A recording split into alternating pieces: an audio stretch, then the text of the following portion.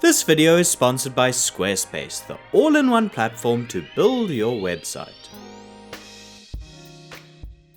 There's a certain prestige attached to practical filmmaking.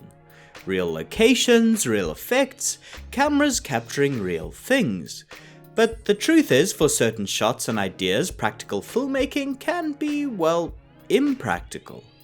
There's a common misconception that CGI is only used for big, impossible, spectacle-heavy moments, explosions, creatures, or entire cities that feel obviously artificial. But in reality, some of the most widely used visual effects work is often completely invisible. As someone who works on independent or locally funded productions, small doses of VFX are still a regular occurrence. Not because the films are trying to look bigger than they actually are, but because in many cases VFX is simply the smarter, cheaper, and more practical option. What follows are 5 cases where digital tools aren't a compromise, but a more efficient and effective solution than going fully practical. One of the biggest hidden costs in filmmaking is securing the space which the story takes place in. This involves paying for privately owned locations or securing permits from the local government for filming in public spaces. This adds up quickly. In some cases, it's cheaper or more practical to shoot a controlled foreground element and extend or replace the background environment digitally. A basic and relatively low-cost example of this is shooting on a soundstage or even a real-world location and placing green or blue screens outside each window. These can later be chroma keyed, which removes that specific shade of green or blue from the shot, creating a transparent gap that can be replaced with a new background by a visual effects artist. This technique has been used by many filmmakers who desire complete control, such as by Michael Haneke or David Fincher. Chroma Key can also be used to replace backgrounds for safety or practicality reasons, such as shooting an actor against a green screen and replacing the background to make it look like they are riding a motorbike, or replacing an aeroplane window in a soundstage. At the high end, this technique can be used to invisibly and complexly construct entire locations from scratch, such as in After the Hunt, which had to get around setting the film at Yale University, but without actually being able to film at the real-world location. Instead, they shot footage of sets on a different continent at Shepperton Studios in England. They used the same idea of having foreground footage of sets, which could be shot with the actors, but placed large chroma screens in the background of the shots, which could later be keyed out and replaced with a visual effects background based on Yale. Screen replacements are a relatively cheap, quick, and common form of visual effects, and a clear example of VFX being more practical than practical filmmaking. If you ever see a TV, phone, or computer monitor on screen nowadays, there's a pretty good chance that what you're viewing has been digitally manipulated. That's because if you shoot screens for real, you lock yourself into a single version of the content. The timing of what plays on screen, the design, the interface, animation, all of it needs to be finalized before the camera ever rolls. This is often not possible as the on-screen content may need to be filmed or designed at a later stage.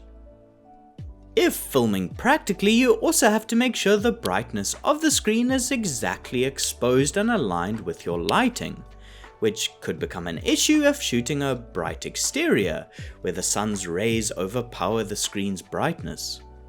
With VFX, none of that pressure exists. Often the same chroma key technique we just discussed is used by saving a green or blue photo and making it full screen on the device, then keying that color out in post and replacing it with a desired video, photo, or on-screen content. The downside to this is that the screen might cast a green or blue light onto the surrounding elements like the hand, which may become difficult to correct in post. An alternative is to use another solid color like a white background, which gives a more realistic light source.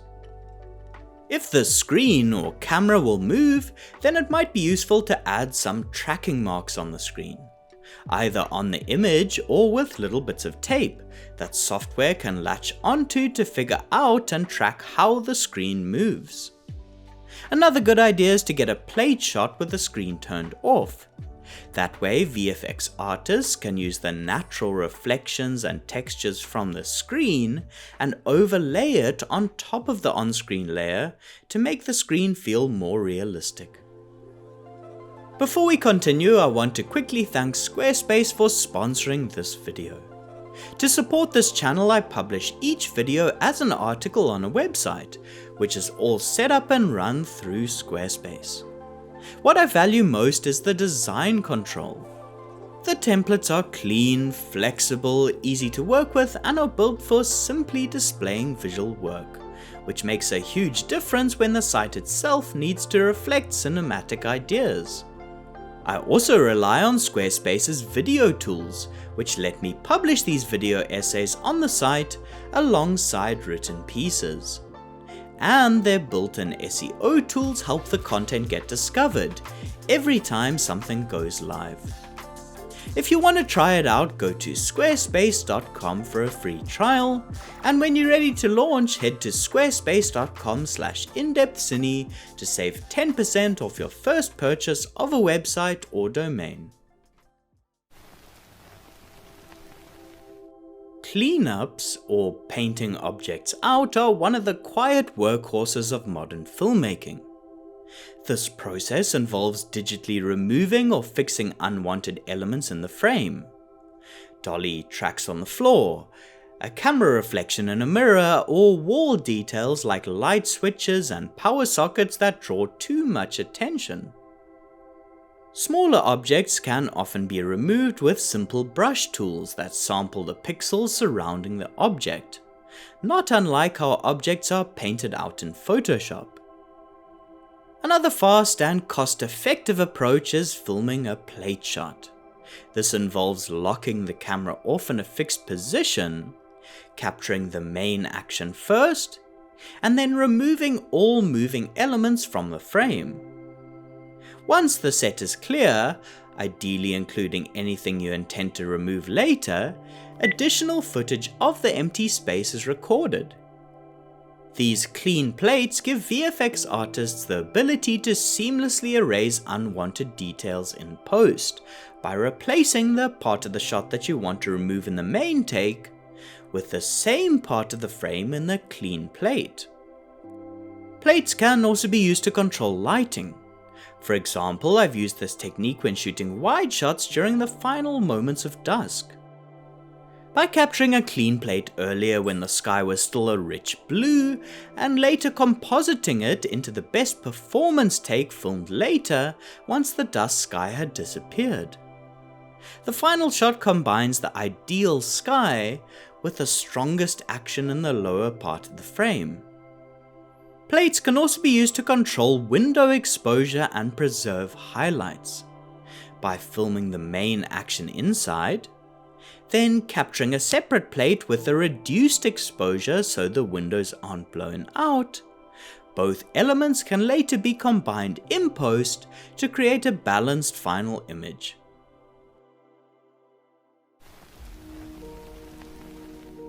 Weather is an expensive and difficult element to control practically, requiring specialist SFX crews, extensive setups, and constant adjustment throughout the shooting day. Rain towers, fog or haze tubes that are laid on the floor, and snow machines can be effective in controlled environments, but in wide exterior shots these effects can be disrupted by wind or be a challenge to maintain the continuity of the effect evenly across each frame. Digital weather effects offer a more flexible and economic solution. These can be from stock video assets or created in software tools such as Blender or Houdini. Rain, snow, mist, and atmospheric haze can be added in post-production, with precise control over density, direction, and intensity, allowing the effect to be matched across shots and adjusted to support continuity and mood. This approach allows filmmakers to shape the atmosphere deliberately. David Fincher frequently uses this technique to create specific weather at specific moments in the story entirely digitally. Instead of chasing weather during production, the environment is refined calmly and precisely in post. Ever notice how films seem to have an endless supply of perfectly timed sunsets and dramatic cloud formations? Sometimes those skies are captured for real, but often they're subtly enhanced or entirely replaced in post-production.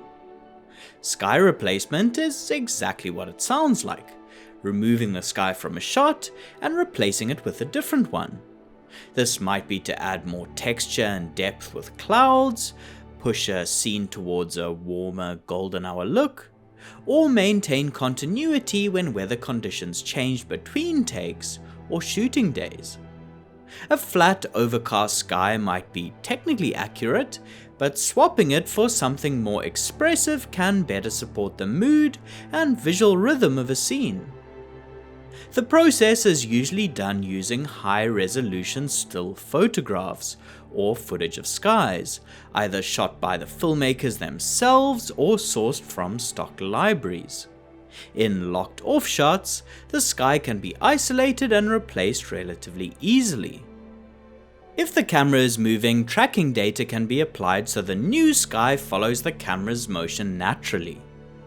A small adjustment that hopefully nudges an image closer to the version that best serves the story, without the audience ever noticing the hand that shaped it. Another trick, which is more often done by a colorist with grading software than VFX, is adding a gradient. Rather than having an entirely consistent color, this layer creates a transition from a deeper, more saturated color at the top to a lighter, less saturated color at the horizon. It simulates the natural light fall off in the sky and mimics the effect of either a hard or a soft physical graduated neutral density filter, which would be placed in front of the lens and were more frequently used in the days before this digital post-production tool.